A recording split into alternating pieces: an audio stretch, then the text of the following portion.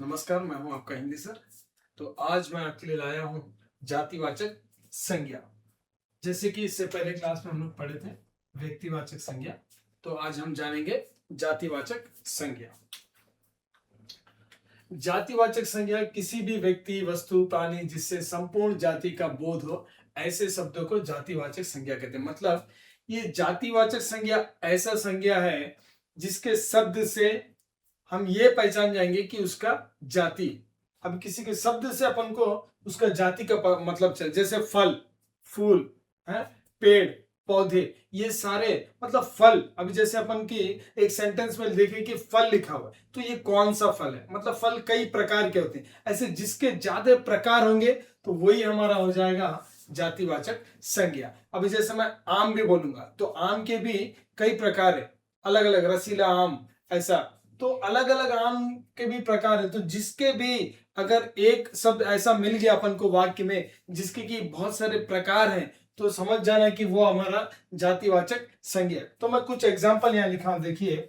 गाय, हाथी, मनुष्य, लड़का, मेज, नदी, पहाड़, घर आदि, ऐसे ऐसे शब्द। अब जैसे गाय, अब गाय क्या है, एक नाम है, ठीक है। तो गाय में भी अलग अलग, जर्सी गाय, ऐसे ऐसे रहते, देसी गाय, ऐसा अलग अलग प्रकार के रहते हैं। तो इसीलिए गाय भी हमारा क्या हो जाएगा, जातिवाचक संज्ञा। तो ये जितने भी नाम है ऐसे ऐसे जिसके कई प्रकार होते हैं, कई जातियां होते हैं, तो ये पूरे भी जातिवाचक संज्ञा पे आते हैं। लेकिन इसमें एक चीज मैं बताना चाहूंगा कि बच्चे लोग बहुत कंफ्यूज होते हैं। वो लोग बोलते हैं सर अब ये हाथी है, हाथी भी फेमस है ना, ये भी तो एक नाम है, तो ये व्यक्तिवाचक संज्ञा क्यों नहीं हुआ, ऐसे करके थोड़े से हमारे बच्चे सवाल करते हैं। तो देखिए, हाथी नाम जो है फेमस तो है, नाम तो है, लेकिन जब अपन सिर्फ हाथी अगर लिखेंगे, सिर्फ हाथी अगर लिखेंगे तो वो जातिवाचक। अगर उसका कोई नाम रहेगा, जैसे अमर हाथी, कल्याण हाथी, जैसे उसका अपन पर्टिकुलर एक नाम दे देंगे तो वो हमारा व्यक्तिवाचक में आएगा, ठीक है। अभी जैसे गाय भी है, अगर गाय को मैं दे दूंगा राजा गाय, उसका नाम दे दूंगा गौरी गाय, ऐसा गौरी गाय, अगर उसको मैं नाम दे दिया, अगर उसको नाम से पुकारूंगा तब वो जाके हमारा व्यक्तिवाचक संज्ञा होगा। अगर नाम नहीं पुकार के डायरेक्ट गाय, हाथी, मनुष्य, लड़का, मेज, अगर अपन इस तरह से अगर वाक्य में देखने को मिलेगा हमको, तो ये हमारा हो जाएगा जातिवाचक संज्ञा। अभी एक एग्जाम्पल मैं लिख देता हूं।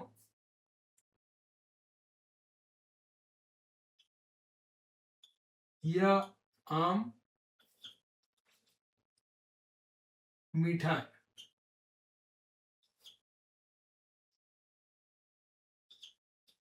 यहां पर आम शब्द अपन को देखने को मिला, आम। तो देखो, ये आम बोले तो बहुत प्रकार के आम रहते हैं, ठीक है। तो आम का भी जाति कई प्रकार का रहता है, तो इसीलिए इसको हम लोग क्या बोलेंगे, जातिवाचक संज्ञा। अगर वही, अगर मैं बोल दूंगा यह रसीला आम है, यह रसीला आम है,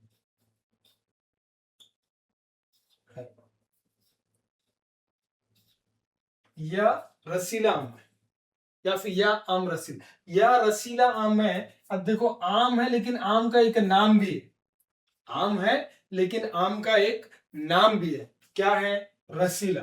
तो जब ऐसे अपन कोई भी यहाँ पर जैसे आम लिख दिया या पहाड़ लिख दिया, जो भी है, उसके आगे उसका अगर मैं नाम दे दिया, अगर उसका नाम लिखा हुआ है तो ये हमारा हो जाएगा व्यक्तिवाचक संज्ञा।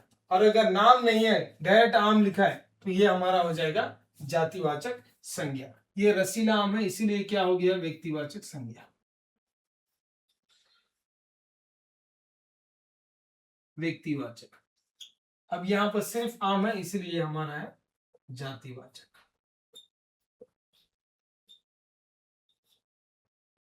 बस यही डिफरेंट है। तो यहीं पर हमारे बच्चे थोड़ा कंफ्यूज होते हैं, बस इतना ही डिफरेंट है। अगर जो भी दे दिया आपको, उसके आगे नाम लिखा हुआ है तो समझो वो व्यक्तिवाचक है, और अगर उसके आगे कुछ नाम नहीं है, सीधा साधा दिया है, तो समझो वो अपना जातिवाचक। अब जैसे पहाड़, पहाड़ में भी कई प्रकार के पहाड़ रहते, नदी। अब सिर्फ मैं अगर आपका सेंटेंस में लिख दूंगा कि, आपके सेंटेंस में लिख देंगे, आपको एक सेंटेंस मिलेगा कि यह नदी बड़ी है।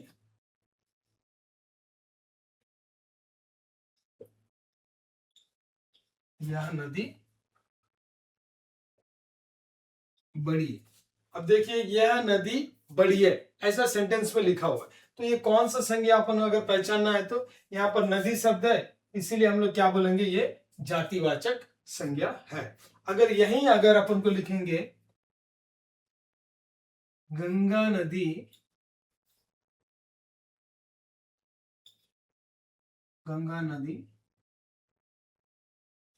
बड़ी है। देखिए यहां पर क्या लिखा मैंने, गंगा नदी बड़ी है। देखो यहां भी नदी शब्द है, यहां भी नदी शब्द है, दोनों जगह हमको नदी शब्द है। लेकिन यहां नदी के पहले मैं एक नाम दिया हूं जिसका नाम है गंगा। अब जैसे ही नाम आ जाएगा, उसका उस नदी का पर्टिकुलर नाम आ जाएगा, नाम आ जाएगा तो हम उसको क्या बोलेंगे, व्यक्तिवाचक संज्ञा।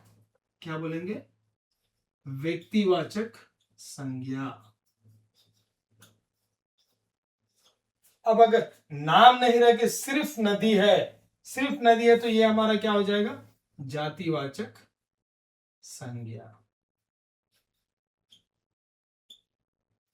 देखिए ज्यादा कुछ भी इसमें आप अपन को परेशान होने की जरूरत नहीं है, कंफ्यूज होने की जरूरत नहीं है। अगर सिर्फ नदी बोल रहा है, पहाड़ बोल रहा है, मनुष्य बोल रहा है, लड़का बोल रहा है, तो समझ जाना कि वो जातिवाचक संज्ञा है। अगर मनुष्य नहीं बोल के, लड़का नहीं बोल के, अगर नाम दे दे रहा, राम दे दे रहा, मोहन दे रहा, मनोज दे रहा, ऐसा कुछ भी, रानी दे रहा, राजा दे रहा, नाम दे रहा, मतलब समझ जाना व्यक्तिवाचक। नाम नहीं है तो जातिवाचक, बस इतना ही है, और कुछ भी इसमें कंफ्यूज होने वाली बात नहीं है। जाति में मतलब जो भी बोध होता है, उसके प्रकार या उसके जाति का बोध होता है, तो उसी को हम लोग बोलते हैं जातिवाचक संज्ञा। तो आइए इसी को हम लोग तेलुगु में भी समझने का कोशिश करेंगे।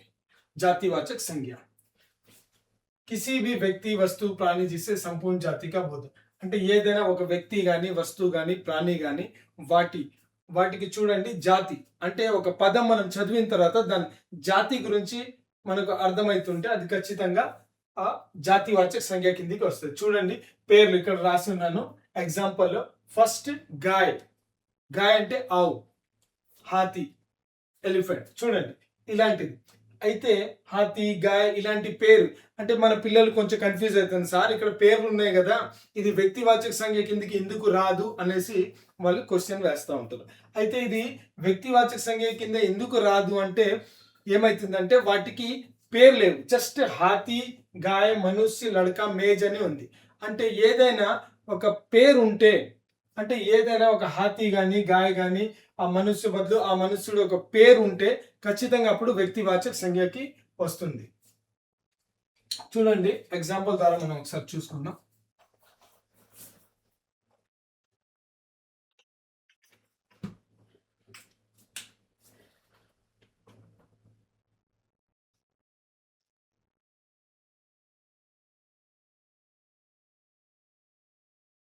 कुछ लड़के